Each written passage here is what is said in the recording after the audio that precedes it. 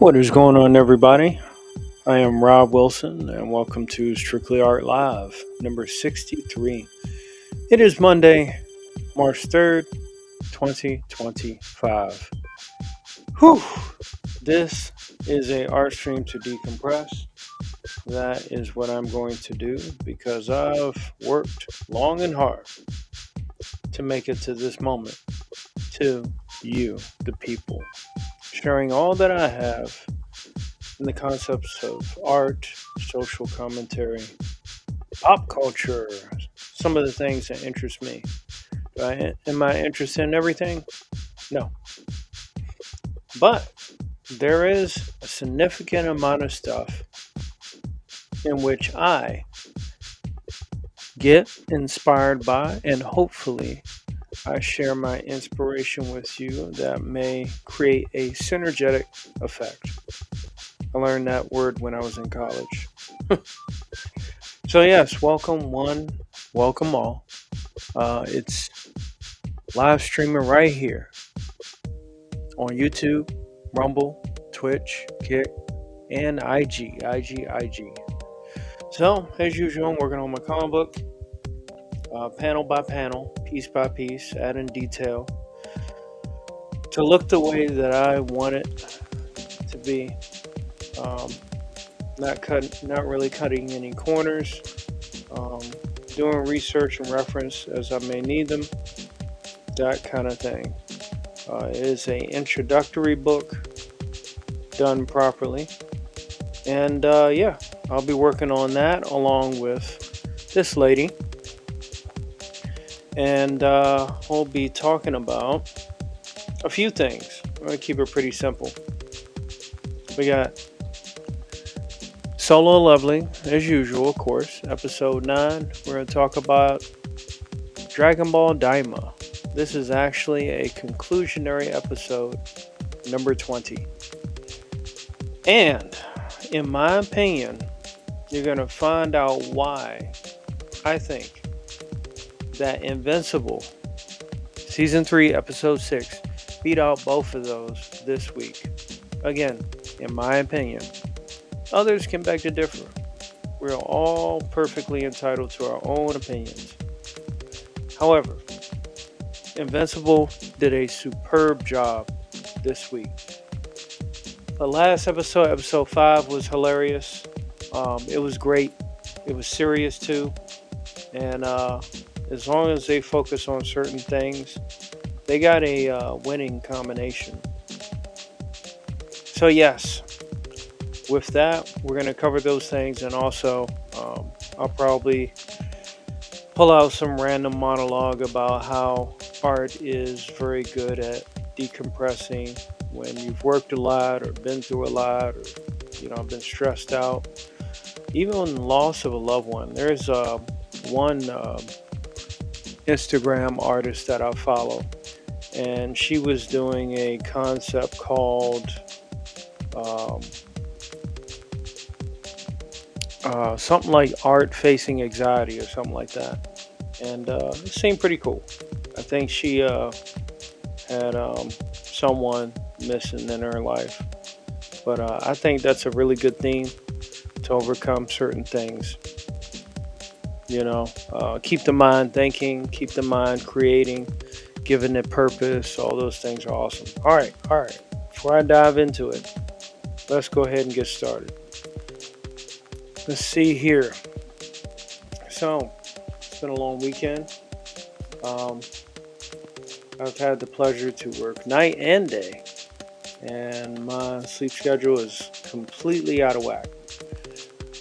However, I'm here with you, and we're going to go ahead and get started. I think let's do it in reverse. Oh, by the way, before I do get started into that, I meant to talk about one of the 2 streams I did last week. I did get a copy of Rippaverse Blood Roof #1. Love the cover. Looks great.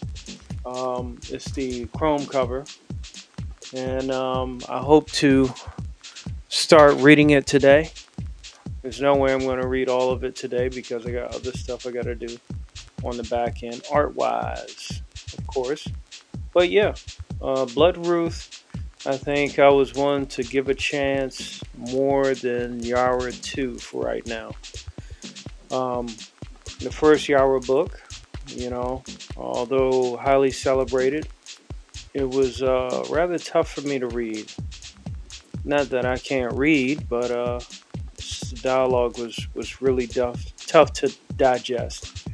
That's just me personally. Some people might enjoy it even more than me, and that is fine. That is what comic books do. It has different effects on people. Not everyone's going to be the same. Not everyone's going to praise, and not everyone is going to diminish the creative community that is comic books. So, yes, I'm going to check that out. Let's see, what else? I'm going to check that out, and let's go ahead and get to it. We're already, 12 minutes in. I'm on 15 minutes, couple minutes behind after the hour. So, yeah, let's go ahead and make this hour count. Dragon Ball Daima, episode 20. Goku, as I believe I expressed last episode, was in true punk form because he showed off every charge up, every power up. Oh, and by the way, if you haven't heard last week's episode, the one that got dropped off of YouTube because I was too excited to play the intro to Solo Leveling, you can go ahead and see that on Rumble and Twitch as well. I believe it's still on Kick also. And the replay is on IG. So basically just everywhere except for YouTube. And yeah, it's available in case you want to go ahead and retrace those steps. So some of that, what I'll mention will be a bit of nuance with the conclusion of episode number 20. So yeah, as I stated, Goku's a terrible friend. He sat back and watched Vegeta, get worn down without any form of trying to actually help. Now, I get the competitive nature of these heroes, but as I also joked and mentioned, Earth's too important for a one-on-one fight. And yet they still happen to do that. I guess because it wasn't their yard. It wasn't Earth.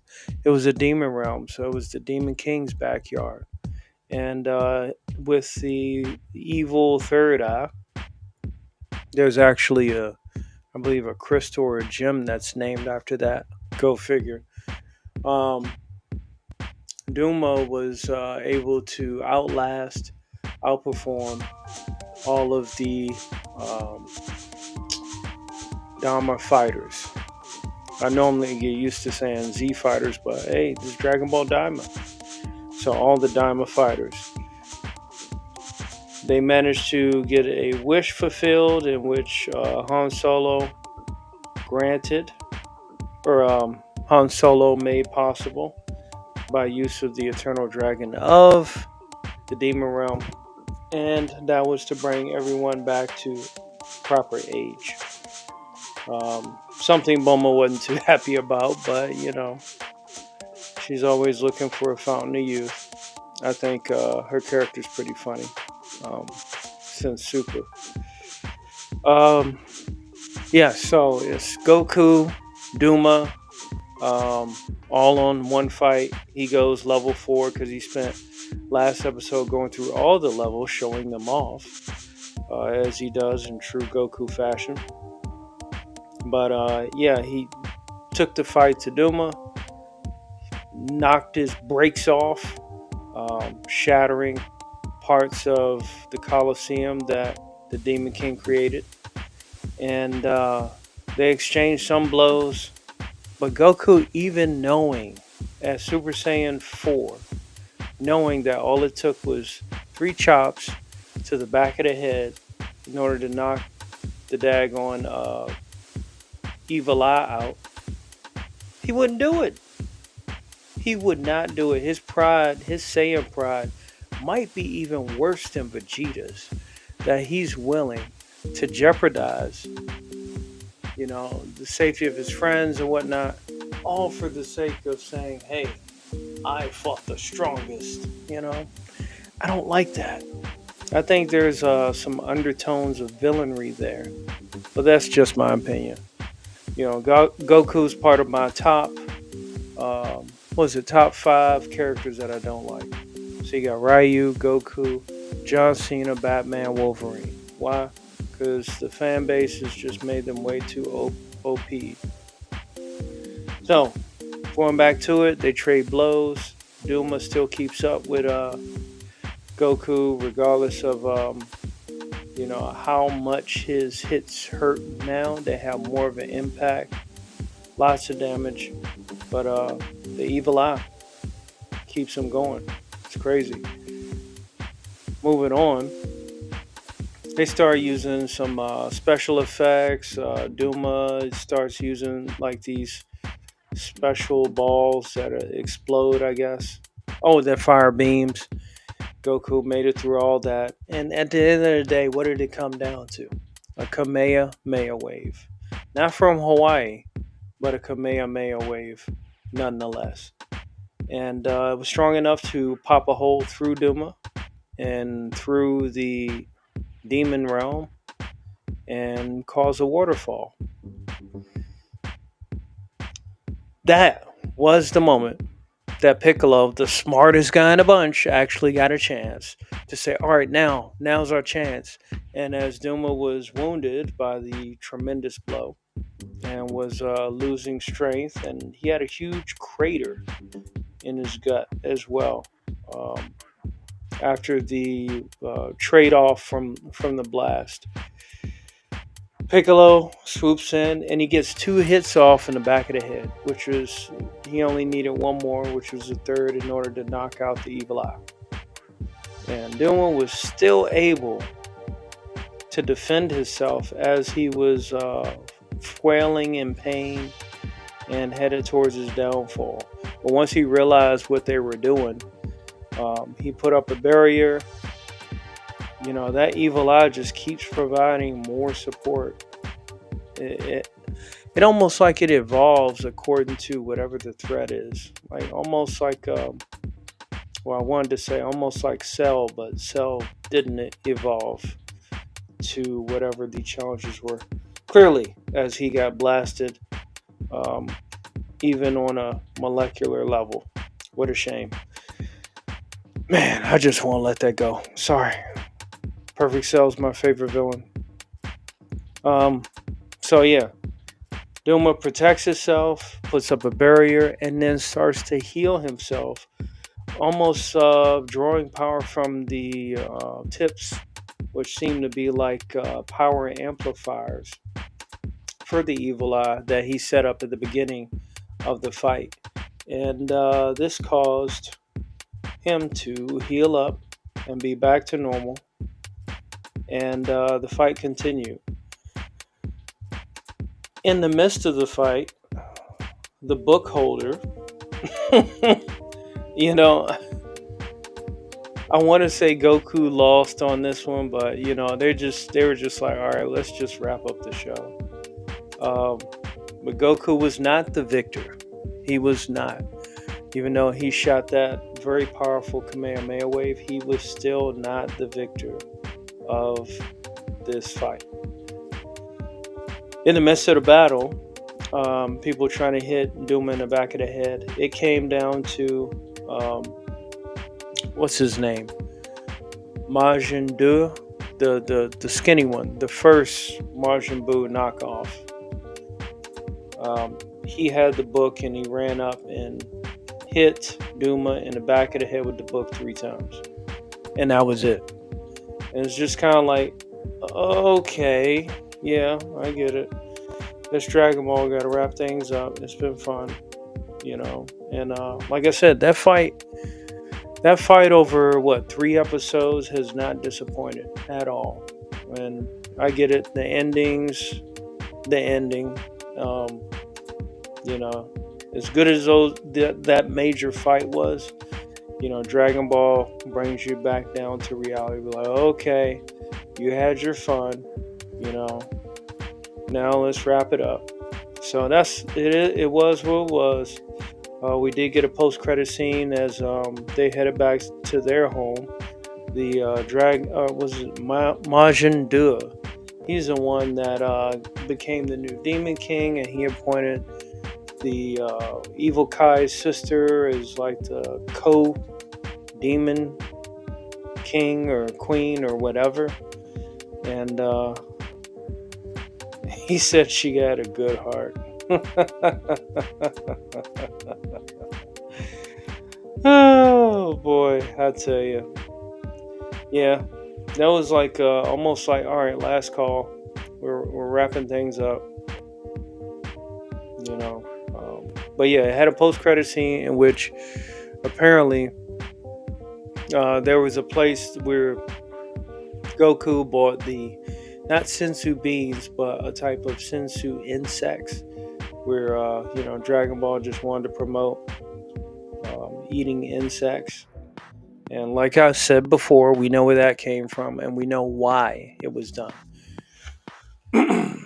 Product placement, and they make it to the back of the store, and they find a jar that has two more evil eyes in it because it's called the evil third eye, and one was already used. And the storekeeper indicated that someone bought one at a hefty price a long, long time ago. Obviously, that was Devore, the previous Demon King. And long story short, there's two more left. So they're kind of in shock off of that. Who knows what they did with them? We'll find out in season, 2 of Dragon Ball Daima, or whatever they end up doing with the character. I have heard that that universe's Daima fighters may cross over with Super, because I heard Super's not too far behind as well. We shall see. We shall see. It shall be a interesting and hopefully glorious continuation of what was a fun series. Like I said, I'm not a big Dragon Ball fan, but it was a fun series. It really captured that essence of Saturday morning cartoons, in my opinion. And yeah, it was better than I anticipated. So that's that. Decent conclusion. Moving on, we have next solo leveling. We're going to get that out of the way because I have a lot I want to express about Invincible Season 3, Episode 6. Solo leveling it portrayed the conclusion. Bear with me, guys. I'm trying to get back in the groove. 2 shows last week and then nonstop work. So bear with me. Solo leveling, episode 9, season 2, basically had the conclusion where Jinwoo defeated the Demon King Overlord, Monarch, and with the help of the demon girl of the family into which he promised to protect her. And he got the last ingredient of the elixir of life. That was his lifelong, well, his newfound journey to get the elixir of life and to revive his mother. So that where they spared no expense getting towards that, and he managed to pick up a new recruit for his shadow army, and that was the huge dragon that the demon monarch flew in on. So he's got basically a mount. He can move around and get around even faster. How amazing.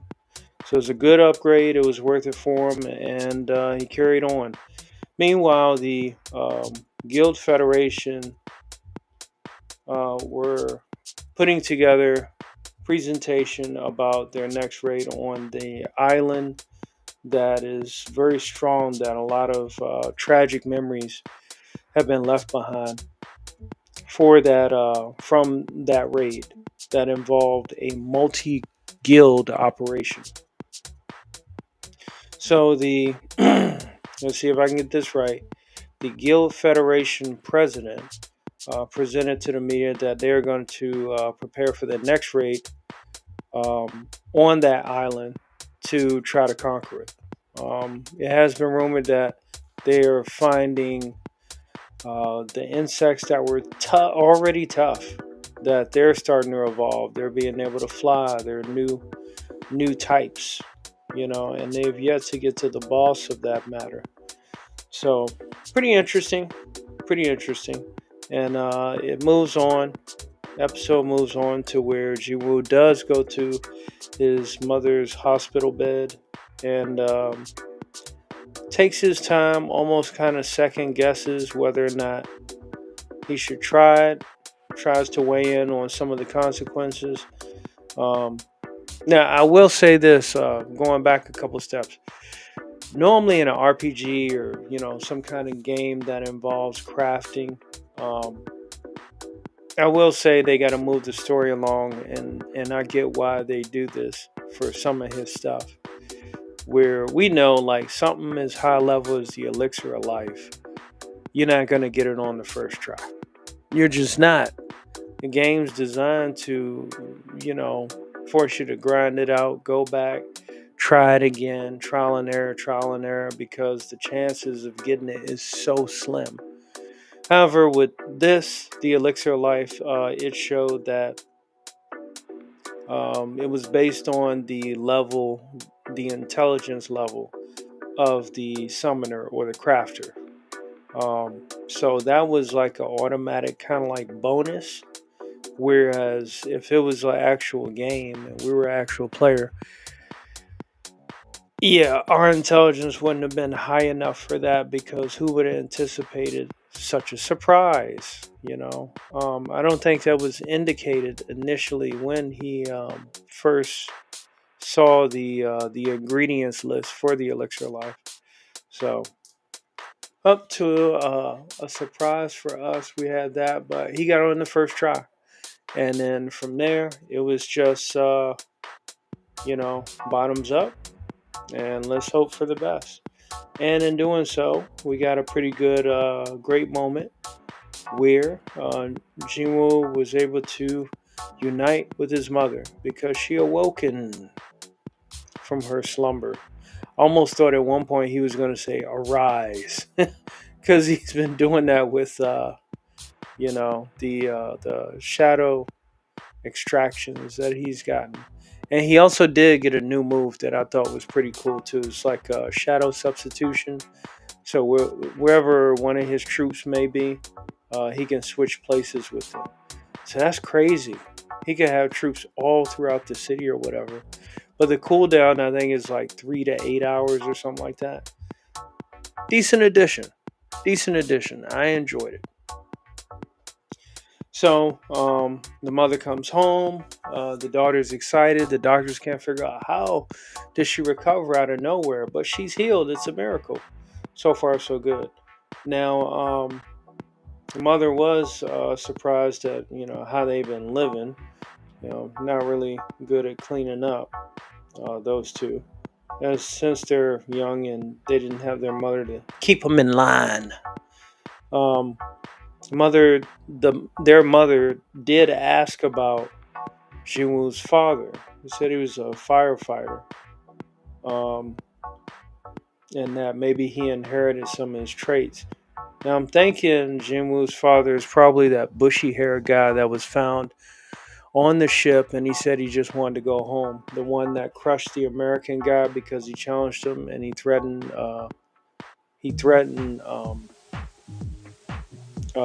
The guy who I believe is his son because he was looking for triggers, and that's what landed that guy in the hospital. You know, going back to that, it's good that she did ask about him. I don't know if they separated or he just disappeared, but I think she tried to make things work while he was away.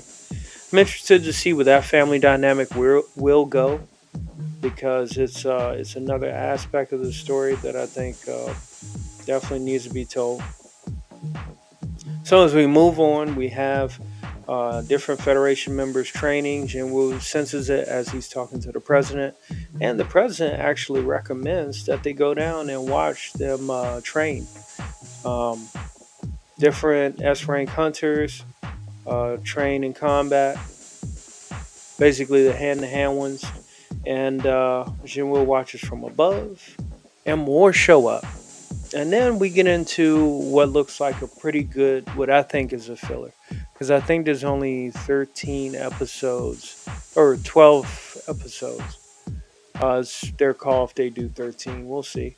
Some anime has done such. Um, it looks like they were setting out for a friendly competition of 4 on 4, where it's basically fighter type of S-rank hunters to duel it out. Pretty good challenge to see where their levels are at, because they're going to be face insurmountable odds when they go back to the island. They'll be take no prisoners and show no mercy. So it almost kind of reminds me of like maybe a little bit of Baki. A little bit of Baki back when Baki was good. I will say that. So I was like, okay, I see where y'all going. Next episode, they're gonna duke it out, and we'll see how far they go with, with the battle, because some S rank hunter battles have been known to be out of control. My alleged assumption of Jinwoo's father, when he fought the American guy, demolished building and left a guy, in the hospital. If he was a weaker man, probably would have been dead. So the power of the S-rank hunters clearly tips the scale and is off the charts, especially when they decide to go full power. They don't always use their power 100%. They hinted at that a couple times as they were talking about what the fighting hunters were capable of. So, like I said, it was a pretty good episode that I enjoyed, and I look forward to what's coming next.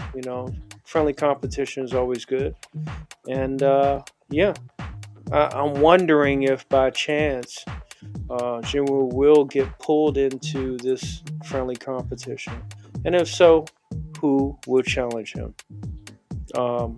But yeah, that's all I got for Solo Leveling. Great episode, absolutely great episode. So I'm going to take a quick break, and when we come back, we're going to get into Invincible Season 3, Episode 6, because it definitely deserves attention this week. In my opinion, it topped the 2 anime, and you know how hard I am on American animation. And like I've said in the past, when things are good, I'll praise it. When they're not, I'll talk about it. So go ahead and grab a drink. This break, intermission. Let me go ahead and cue something up for you, and be right back.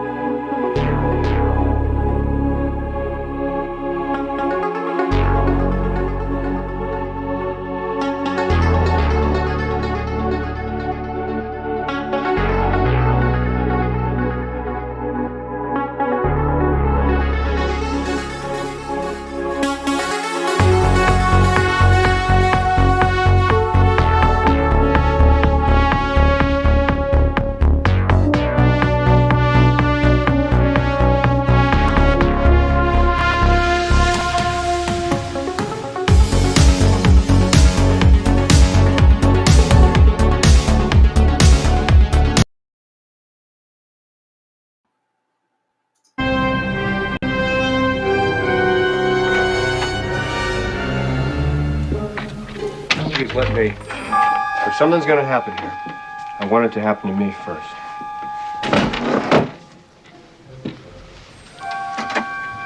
It's the closet.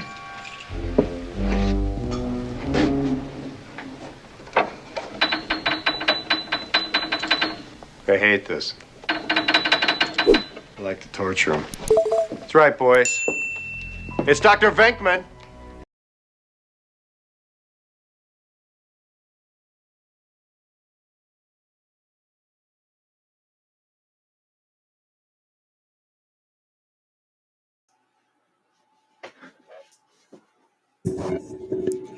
Yes, Dr. Venkman. Shout out to the legend. That's the guy. That is the dude, in case you don't know. You know, something about that scene because there was such magic with Bill Murray and Sigourney Weaver in that movie. And I don't know, like, I watched Ghostbusters 2 recently. And some of the jokes that he was hitting just that he dropped just weren't landing. And like he had one line that I totally forgot about. He was like, it was directed towards a baby. He was like, "You stink and so, and you're a terrible burden on your mother." Like, wow. Even for a joke, that's pretty brutal. But, you know, they've had worse jokes back in the 80s and 90s. You know what I'm saying? But I can kind of see why some people kind of lost faith in the whole Ghostbuster franchise back then because of 2. I still enjoyed it. It had an interesting message. So, here we go. Oh, let me bring this back up. I'm going to save this. I'm going to switch art pieces right quick if you don't mind. Working on multiple pieces here. All right, so Invincible Season 3, Episode 6. At first glance, I honestly can say that I got kind of like Dawn of Justice vibes because it recapped the damage that Invincible and Omni-Man did in Season 1 when his father took him to task. Now, the other thing is,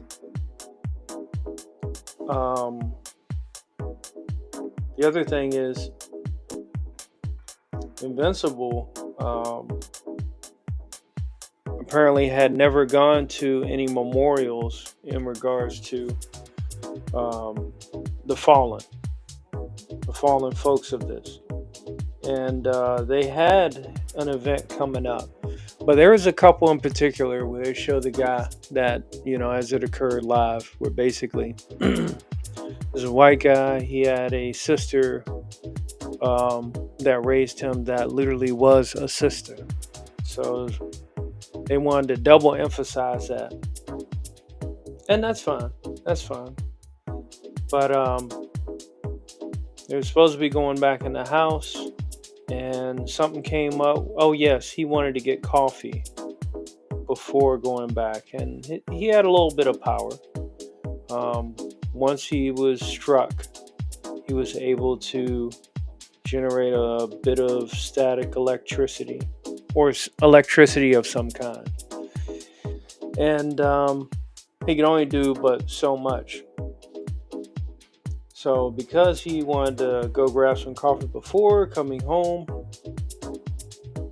his building got trashed by Invincible and Omni-Man. And because of that happened, he lost his sister and I think her kid in the building and the damage. And that sparked a fire within him, in which, moving on, he tried to pursue legal matters for the damage that Invincible had done, which he pretty much held Invincible wholeheartedly responsible for it because Invincible was the one that is still around. Omni-Man had already left the planet by then, so it was hard to, um, extract justice. But then again, how could you? I mean, it's Omni-Man.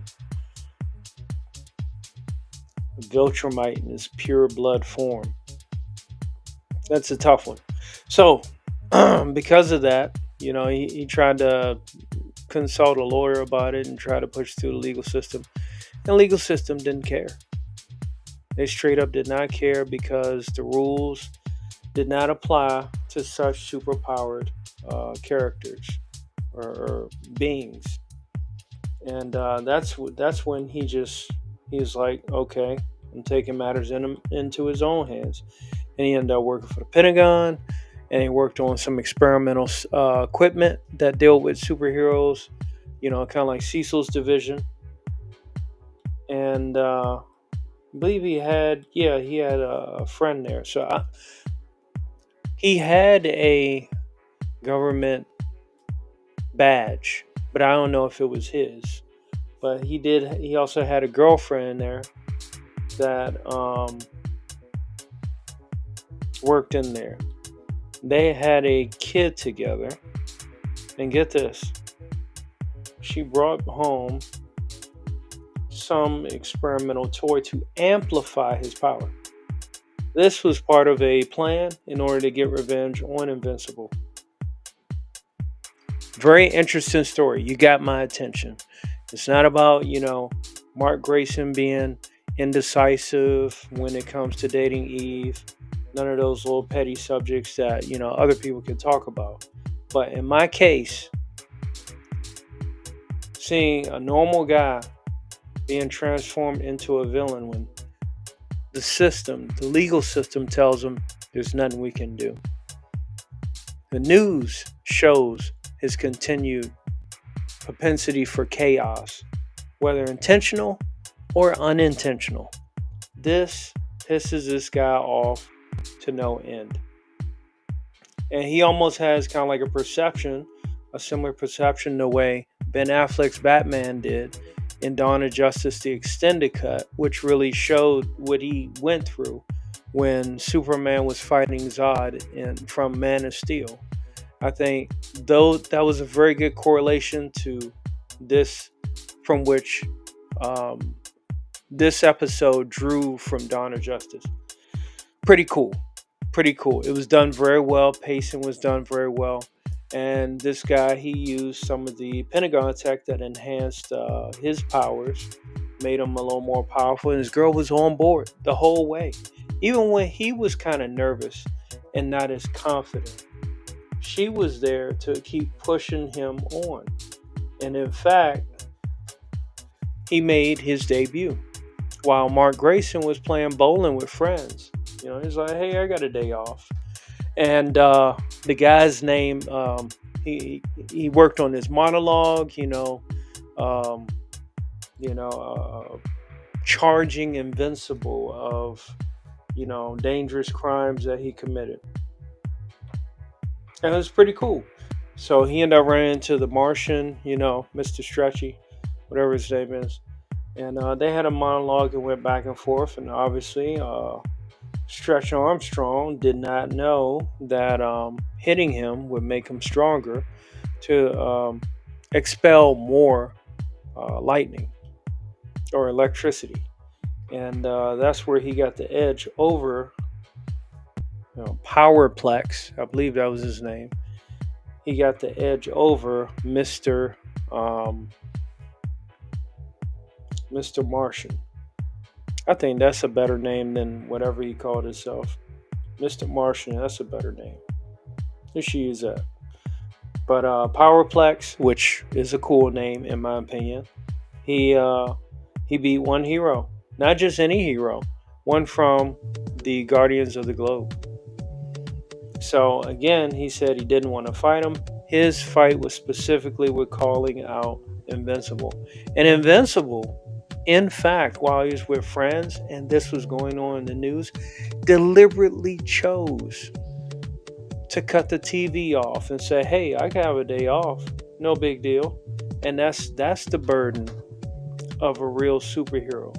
Even when you don't want to, even when you're doing other stuff, you never know how important the call that you skip could be. What lives you could have saved. It's better to go out there as a hero, and it's just my monologue and opinion based on this. It's better to go out there as a hero than not go out there and have regret. So act while you have the chance. Bowling with friends, I get it. I get it. Special occasion, but that I've said this a couple of times on previous episodes. This has started to show Mark Grayson's arrogance. He can break the rules of what's considered a hero when it's convenient. Oh, and by the way, welcome Joel.create on IG, and Mike Angerhouse on IG as well. Joel.create, I actually took some courses from him when he had I believe it was on Patreon. Yeah, so I learned some pretty cool techniques that he has on Procreate. Be sure to check him out. But yeah, going back to it, Grayson has picked and chose when he wants to be a hero, when other people are not allowed to kill, but yet he can if he's mad enough. Go figure. So it's really showing his character of him turning into a heel from what I'm seeing. It's just my personal opinion.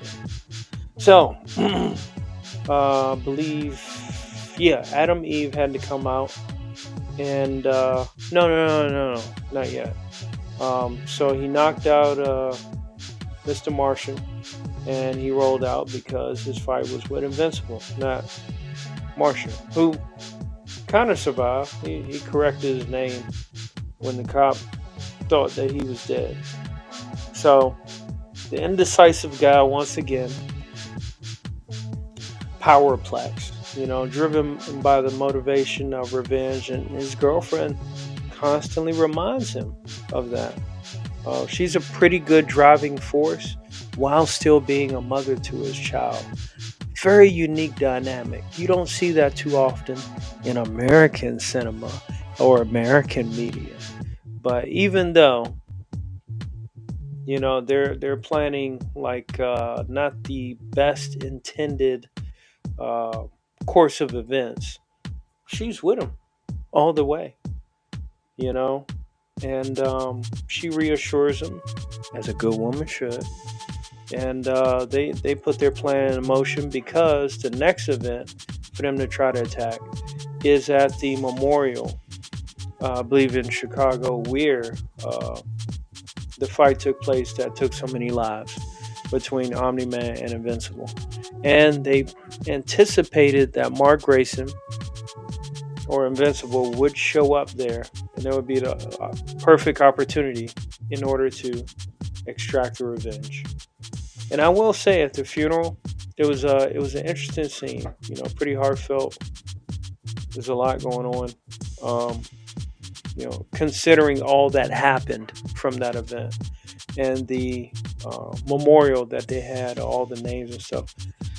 The black stones that had each person's name kind of reminded me of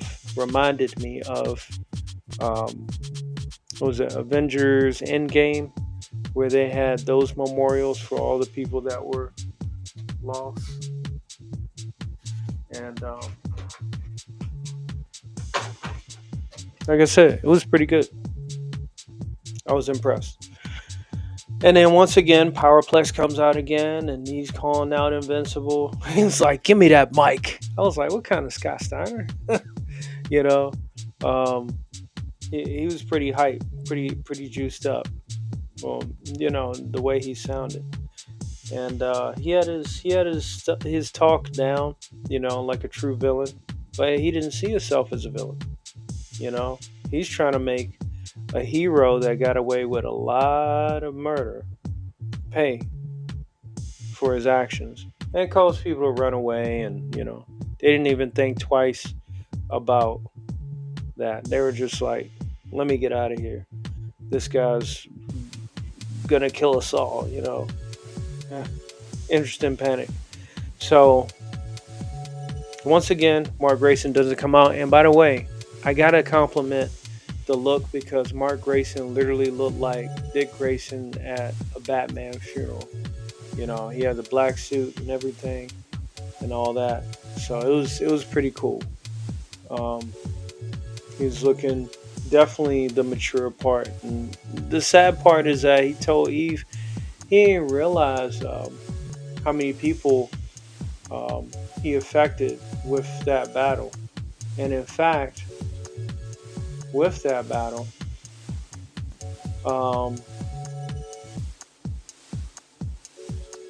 he realized that Cecil had shielded him from it, but questioned to Eve, is it something that he should have known? Now, here's the thing.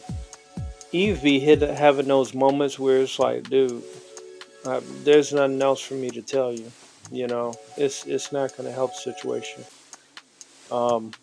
Because Mark Grayson at times can be a bit of a punk, or play naivete, or try to relive his childhood because he doesn't want to deal with responsibility.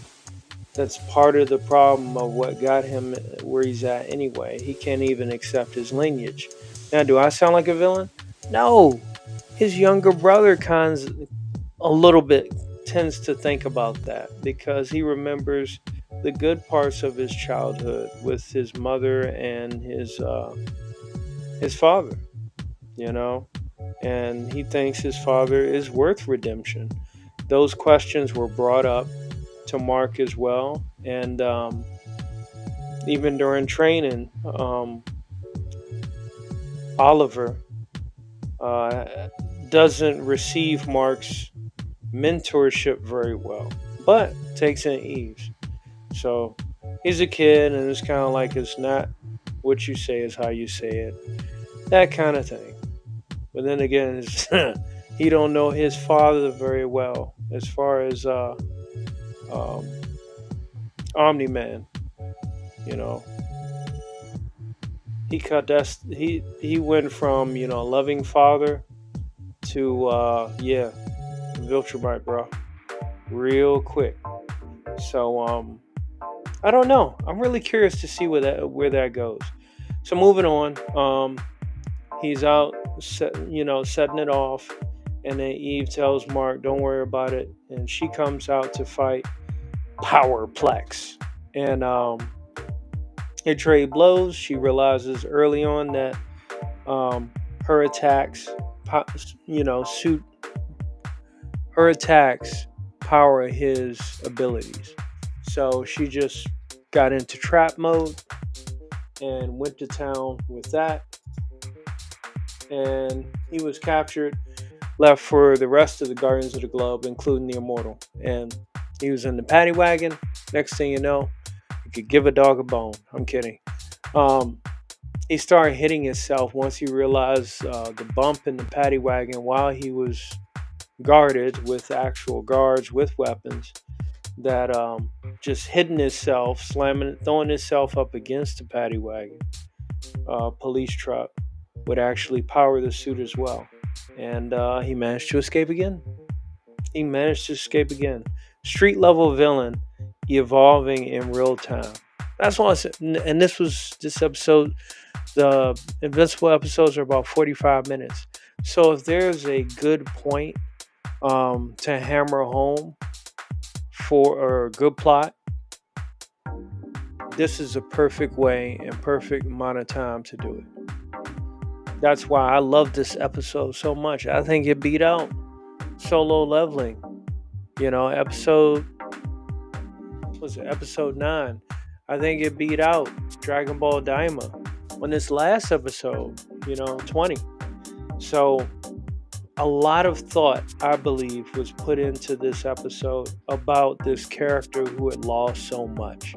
And so that, again, this is a great way for other directors, James Gunn, to take notes and understand you can take nobodies and turn them into somebody, but it's a process you got to do. You can't just be like bait and switch, do the most outrageous stuff to show a character, and then just introduce a girl power, and there you go.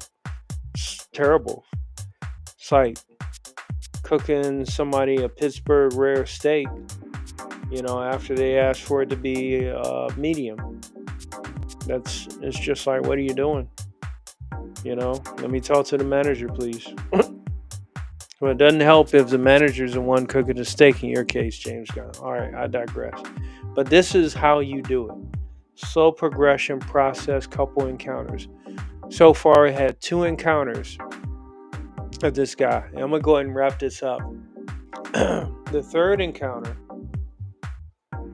which was heavily encouraged by his girlfriend because they couldn't figure out how else to get Invincible,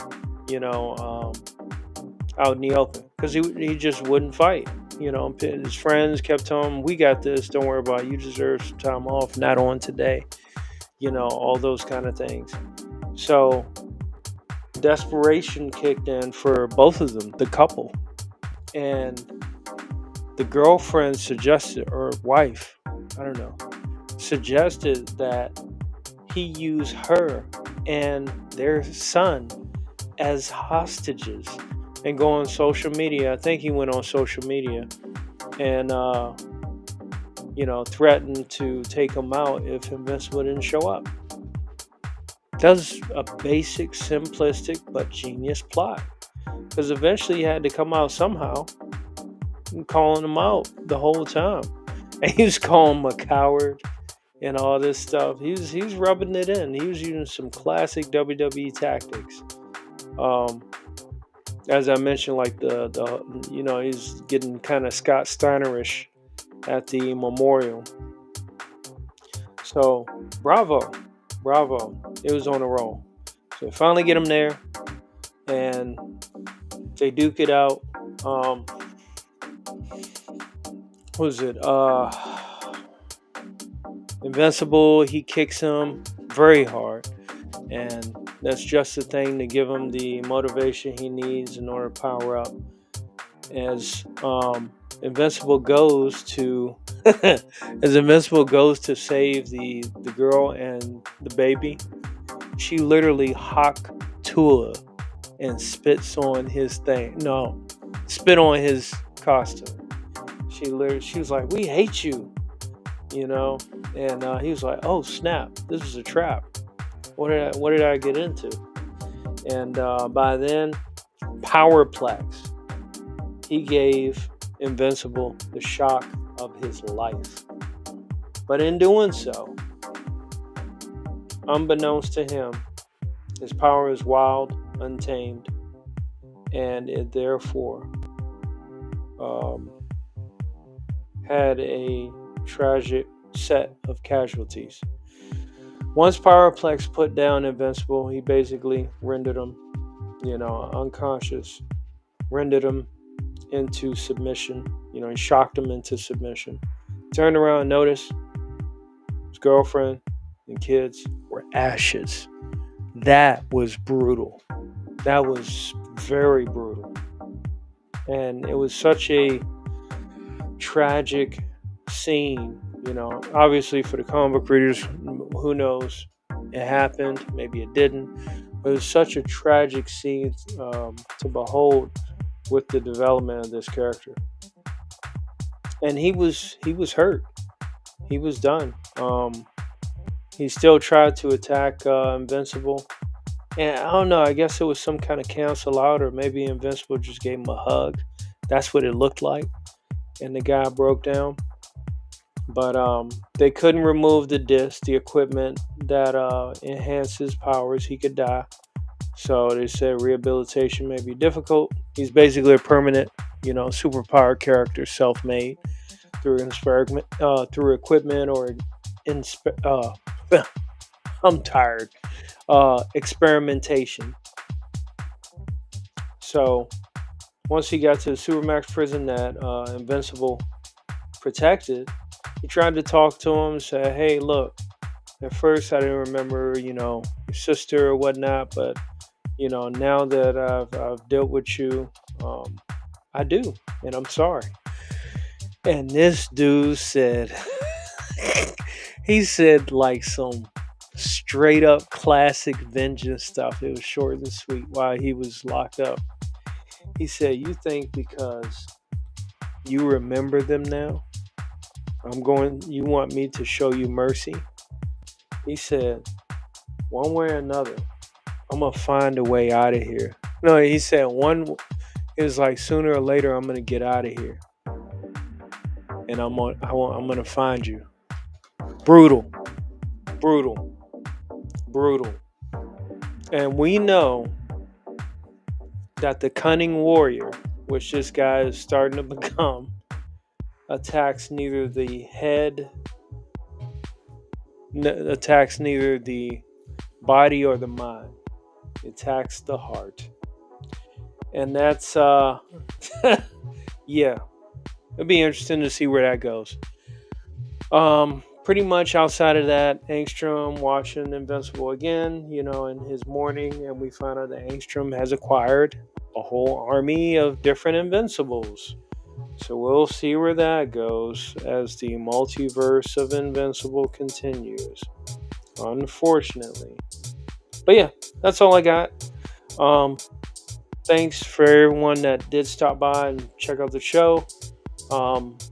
I'm not buying cheap views as these guys from Twitch keep popping up. You can keep showing up. I'll keep banning you. No big deal.